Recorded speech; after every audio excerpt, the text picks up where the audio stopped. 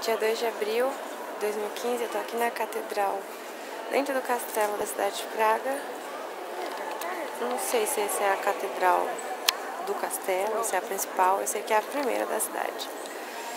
Ela é linda, linda, linda, linda. Vou mostrar aqui um pouquinho. Dá um zoom aqui nesse vitral. Os vitrais aqui são magníficos, magníficos. Eu acho que o zoom não vai ser muito legal. Enfim. Dar uma voltinha aqui com vocês na catedral. Ali a parte acústica e aqui o altar. Os vitrais são lindos.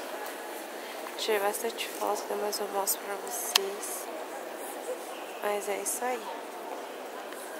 Um pouquinho da Catedral de Praga. Não tem nada no teto. É um teto gótico. Aqui, mais um pouquinho. E é isso aí. Um beijo pra vocês, saudades.